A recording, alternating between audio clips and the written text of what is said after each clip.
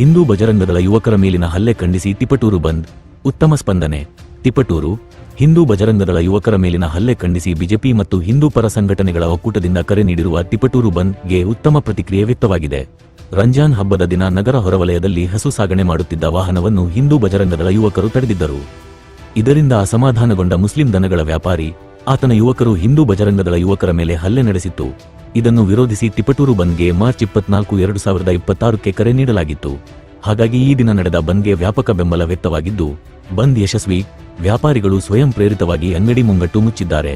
ನಗರದಲ್ಲಿ ಬಿಗಿ ಪೊಲೀಸ್ ಬಂದೋಬಸ್ತ್ ಏರ್ಪಡಿಸಲಾಗಿದೆ. Public news Kannada, Tiptur.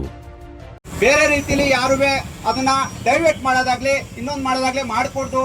ಯಾಕೆಂದ್ರೆ ನಾವು ಶಿಸ್ತಿಗೆ ಬದ್ಧರಾಗಿಂತ ಸಂಘಟನೆಗಳು ನಾವು ಶಿಸ್ತಾಗಿರೋದನ್ನ ನಾವು ನಿನ್ನೆಯಿಂದಲೂ ಹೇಳ್ತಾ ಬಂದಿದ್ದೀವಿ. ಎಲ್ಲರಿಗೂ ಯಾವುದೇ ಕಾರಣದ ಅನಾಹುತಗಳು ಆಗಬಾರ್ದು, ಯಾವುದೇ ಕಾರಣ ಸಣ್ಣ ಸಣ್ಣ ಪ್ರಕರಣಗಳು ಸಹ ಕಣ್ಣಿಗೆ ಬೀಳಬಾರ್ದು. ಅಕಸ್ಮಾತ್ ಆ ಥರದ್ದು ಏನಾರ ಕಂಡಲ್ಲಿ ನೀವೇ ಅಲ್ಲಿ ಪೊಲೀಸ್ನವ್ರಿಗೋ ಇಲ್ಲ ನಮಗೋ ತಿಳಿಸೋಂಥ ಪ್ರಯತ್ನ ನೀವೇ ಮಾಡಬೇಕಾಗಿರೋದ್ರಿಂದ ದಯವಿಟ್ಟು ನಿಮ್ಮಲ್ಲಿ ವಿನಂತಿ ಮಾಡ್ತಾ ಇದ್ವಿ.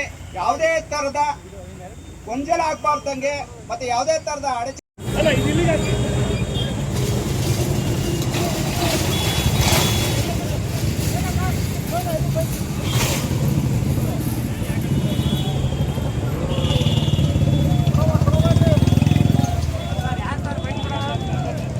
ಯಾರು ಬಿಡ್ತಾರೆ ಅವರು ರಾಜ್ಕುಮಾರ್